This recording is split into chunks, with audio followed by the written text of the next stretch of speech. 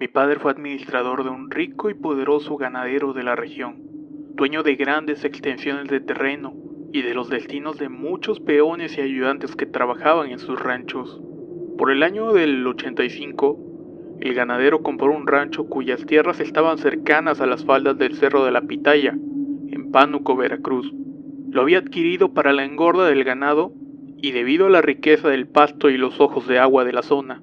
Por ese motivo mi padre y yo nos dimos a la ardua tarea de llevar becerros recién destetados de los demás ranchos a dicho lugar. Yo era ayudante de mi papá y aprendí el manejo y administración del ganado, de tal manera que siempre lo acompañaba en todos los recorridos. Era muy joven, pero tenía mucha voluntad de ayudar. Junto con el rancho había gente que trabajó durante mucho tiempo en él y algunas de esas personas prefirieron ser liquidadas e irse a otras tierras.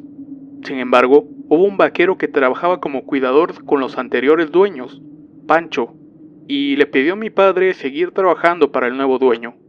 Mi padre, como era un hombre justo y necesitaba gente de trabajo que conociera el rancho y las tierras, aceptó la propuesta del vaquero.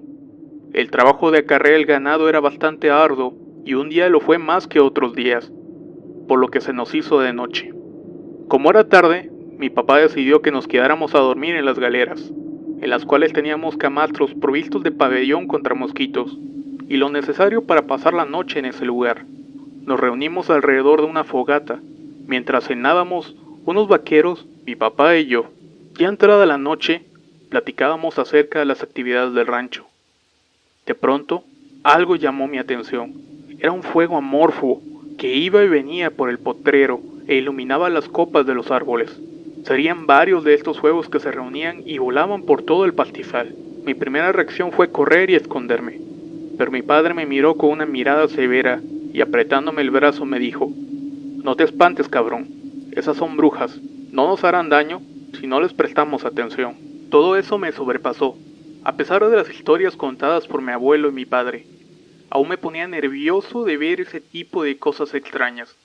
Me retiré del lugar, mientras mi padre y los demás se quedaron un rato platicando. Aún atemorizado, mi mente ingenua hizo que bajara el pabellón y cubriera toda la cama, acomodándolo abajo del colchón. Pensaba que quizás si nos atacaban las bolas de fuego, no me harían nada. Mi padre llegó y observó lo que hacía, y con un gesto de burla me dijo: «Cabrón, ¿de verdad piensas que el pabellón te protegerá? Si las brujas quisieran hacerte daño, aunque te encuentres bien escondido, ellas van a ir por ti. Jamás demuestres miedo». Traté de dormir, pero aún pensaba en esas apariciones extrañas. Sabía de esas leyendas por mi padre, pero nunca había visto una de cerca. Era bastante inquietante. Llegó la mañana y nos disponíamos a desayunar para continuar con la jornada. Durante el desayuno, el tema de conversación fueron las brujas y la forma en que se transformaban en fuego. Mientras le daba un sorbo a mi café negro, escuchaba atento las historias de mi padre, que además de darme temor, me parecían fascinantes. Con el paso del tiempo, se me hizo costumbre ver aquellas apariciones durante la noche, pero aún tenía ese desasiego adentro. Las leyendas sobre las prácticas de esas apariciones resultaron ser escalofriantes y reales. Comencé a darme cuenta por lo que contaban los vaqueros acerca de las personas del ejido, historias sobre mujeres a las cuales repentinamente se les morían los niños o los bebés de meses o semanas. En especial, una pareja que vivía cerca del cerro. Los vaqueros decían que cada que tenían un bebé, este se les moría a las pocas semanas. Ya se les habían muerto 3 hijos y solo tenían un par de niños, uno de 6 y una niña de 7, los cuales llevaban cicatrices peculiares en sus cuerpos. La gente decía que las brujas los habían querido matar chupándoles la sangre. Todo eso me parecía increíble, pero atemorizante, pero nunca imaginé lo que pasaría después. Semanas después, llegamos al rancho con vaqueros de uno de los ranchos que el patrón tenía en Tamaulipas. Necesitábamos gente en la castración de becerros, que eran demasiados. Así que mi papá decidió invitar a vaqueros de ranchos vecinos para ayudarnos. Varios de ellos nos comentaron si no teníamos conocimientos de que Pancho, el vaquero que se había quedado a trabajar con mi padre, era brujo. El temor y la incertidumbre me invadían cada vez que contaban que Pancho tenía la habilidad de transformarse en animal y merodear por los ejidos vecinos. todas esas historias contadas, por los que ellos nos dejaban con una duda y una sensación de escalofrío, no solo a mí, también a los que venían de Aldama. A mi padre no le movían esas cosas.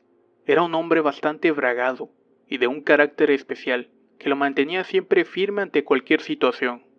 Cierto día, los vaqueros vecinos no llegaron a la jornada.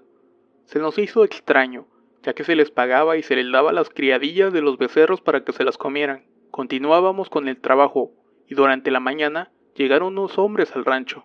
Eran ejidatarios y el comisariado del pueblo, que estaban en los límites de los terrenos. Uno de ellos, con el rostro inexpresivo y serio, pidió hablar con el encargado. Mi padre, al escuchar, se paró frente a aquellos hombres y preguntó el motivo de la visita. Lo que siguió a continuación fue bastante extraño. Buenos días, patrón. Pues mire, venimos a solicitar su ayuda o de plano que corra el vaquero Pancho, dijo el comisario del pueblo con mucha seriedad. Ah, caray, ¿por qué motivo?, preguntó extrañado mi padre. Mire, seré franco. Le pedimos, no le exigimos que lo corra, porque por las noches él se convierte en animal y anda metiéndose en los jacales a molestar a los niños y a acosar a nuestras mujeres, dijo el comisario en un tono bastante molesto y prepotente. Al escuchar aquella afirmación, no pude evitar reírme, lo que causó el enojo de todos los presentes que me vieron con coraje. Mi padre me vio con los ojos severos y me indicó que me callara.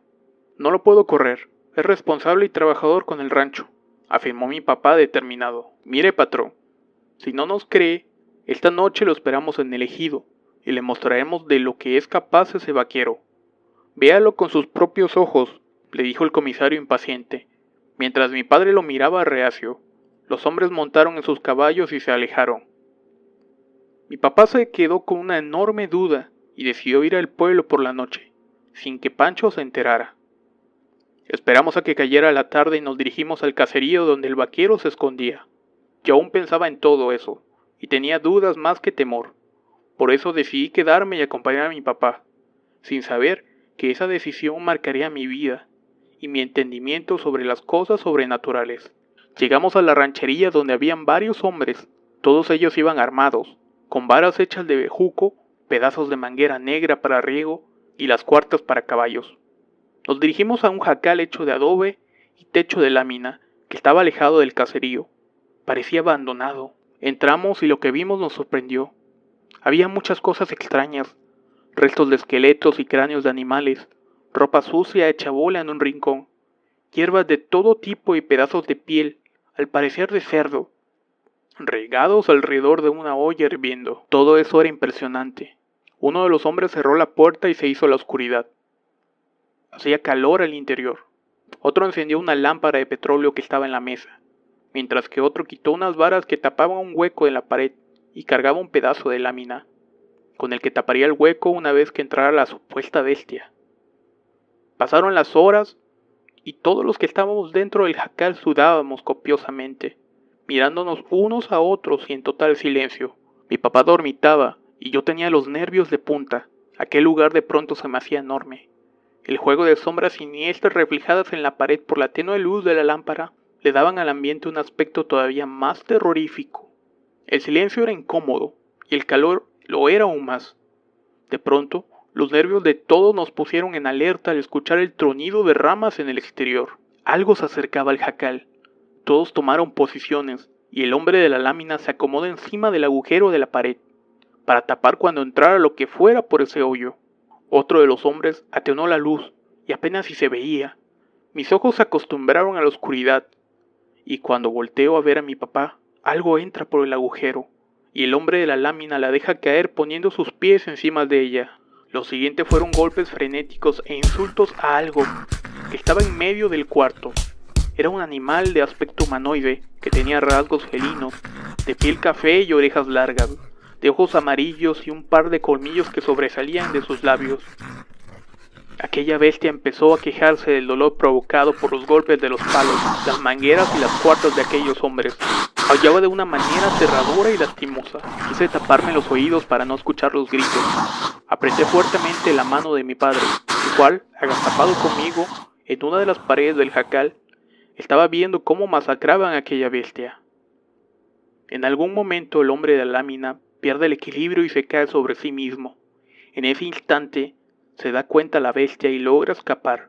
Y esto lo hace saliendo rápidamente y después, total silencio. Encendieron el quinqué y las lámparas que traían. Todos tenían una mirada y sonreían con un gesto de satisfacción morbosa, como si hubieran disfrutado de la paliza que le propinaron a aquel indefenso animal.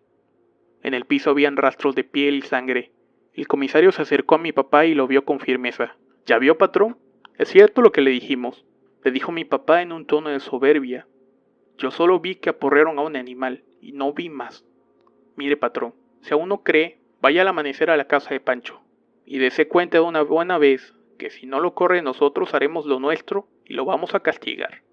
Ahí usted sabe, todos nos retiramos de ese lugar y nosotros nos regresamos al rancho. Por la mañana nos dirigimos al jacal de Pancho. Al llegar, gritamos por el vaquero y en su lugar salió su esposa, la cual tenía el rostro agobiado. Perdóneme, patrón, dice Pancho que no podrá ir a trabajar hoy, le dijo la señora a mi padre. Vengo a hablar con él. Enseguida, bajamos de la camioneta y nos metimos a su casa. Lo que vimos fue un cuadro bastante perturbador. Pancho estaba acostado en la cama. Una sábana ensangrentada cubría la cintura y la entrepierna del vaquero. El hombre estaba completamente golpeado, con los ojos morados y el cuerpo cubierto de sangre. Las piernas las tenía heridas con fracturas expuestas, al igual que la clavícula, la cual se asomaba por entre la piel, y se quejaba de un inmenso dolor. El sufrimiento de Pancho me llenó de lástima y dudas. Como el vaquero era nuestro empleado, mi padre se comunicó con el patrón para que recibiera atención médica. La penosa tarea de subirlo a la caja de la camioneta fue agobiante. El hombre gritaba desgarradoramente por el dolor de las fracturas y los golpes. Lo trasladamos al Seguro Social en Pánuco. Mi padre argumentó que las heridas se las había hecho al caer de un caballo, versión que el propio Pancho confirmó y recibió la atención. Tiempo después que se recuperó el vaquero, fue despedido por el dueño del rancho, y nunca más volvimos a saber de él. Hasta tiempo después que se corrió el rumor que el viejo Pancho merodeaba aquella región convertido en nahual. ¿Verdad o mentira? Se los dejo a su criterio.